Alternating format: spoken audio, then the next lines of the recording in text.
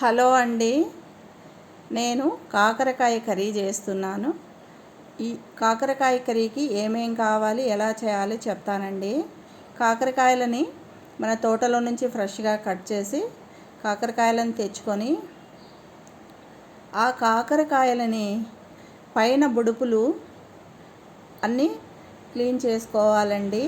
ఆ బుడుపులన్నీ క్లీన్ చేసుకున్న తర్వాత ఆ కాకరకాయలని మధ్యలో హాఫ్గా కట్ చేసి కొద్దిగా నీటిలో వేసి క్లీన్గా కడుక్కొని ఆ కాకరకాయలని ఒక చిన్న దబర తీసుకొని ఆ దబరలో ఆ కాకరకాయ ముక్కలన్నీ అట్లా వేసుకోవాలండి. ఆ కాకరకాయ ముక్కలు వేసుకున్నాక అందులోనే వాటర్ వేసుకోవాలి.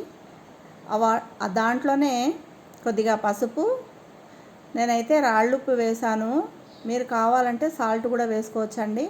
అందులోనే చింతపండు వేసుకొని స్టవ్ వెలిగించి స్టవ్ మీద దబర పెట్టుకొని బాగా ఆ కాయలని బాగా ఉడకనివ్వాలి. ఆ ఉడికేలోపు నేను ఏమేం కావాలో కట్ చేసి పెట్టుకున్నానండి. ఆనియన్స్, టమోటా, కరివేపాకు, పచ్చిమిర్చి కట్ చేసుకున్నాను. మసాలాలోకి మసాలా శనగకాయ పప్పులు, కారము, ధనియాల పొడి, 2 చెక్క పీసులు, 2 లవంగాలు, 2 యాలకులు వేసుకొని అందులోనే కొద్దిగా తెల్లగడ్డలు కూడా వేసుకొని బాగా మిక్సీ పట్టి పక్కన పెట్టుకోవాలి. మసాలా కొట్టుకొని పక్కన పెట్టుకున్న తర్వాత మన కాకరకాయలు ఉడికాయా లేవా చూసుకొని బాగా ఉడికిపోయాయి. ఈ కాకరకాయలని పక్కన వాటర్ అంతా వంచేసుకొని పక్కన పెట్టుకోవాలి. ప్యాన్ పెట్టి ఆయిల్ వేసుకొని పోపుకి అందులో జీలకర్ర, ఆవాలు, వట్టిమిరపకాయ వేసుకున్నానండి తిరగబాతకి. అందులోనే ఎర్రగడ్డ, కరివేపాకు, కొద్దిగా పచ్చిమిర్చి కట్ చేసి పెట్టుకున్నాను కదా, ఆ పచ్చిమిర్చి కూడా వేసుకున్నాను. అది కొద్దిగా అట్లా గోల్డెన్ కలర్ వచ్చేలోపు మనము ఈ కాకరకాయలని పక్కన తీసి పెట్టుకున్నాం కదా, ఈ కొద్దిగా చల్లారిన తర్వాత ఈ కాకరకాయలని ఇలా పిండుకోవాలి.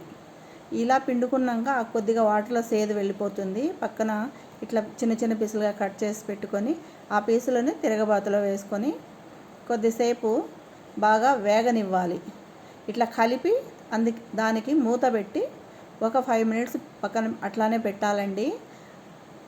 5 మినిట్స్ తర్వాత కొద్దిగా ఇట్లా వేగిన తర్వాత అందులోనే టమోటాలు కూడా వేసేసుకొని అందులోనే మసాలా కూడా వేసుకోవాలి.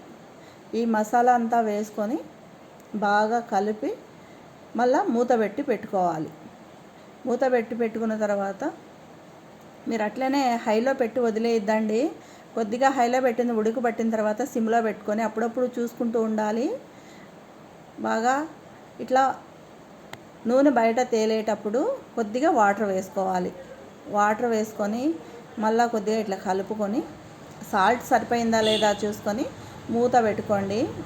మూత పెట్టుకున్న తర్వాత ఇట్లా ఉడికినాక కొద్దిసేపు మూత పెట్టి తీసేస్తే ఆయిల్ అంతా పైకి తేలుతుందండి, సరిపోతుంది. నాకైతే బాగా సరిపోయింది. అందులోకి కొద్దిగా కరివేపాకు వేసుకొని చాలా బాగుంటుందండి. వేడి వేడి రైస్లోకి, చపాతీలోకి కూడా బాగుంటుంది. మీరు కూడా ఒకసారి ట్రై చేయండి.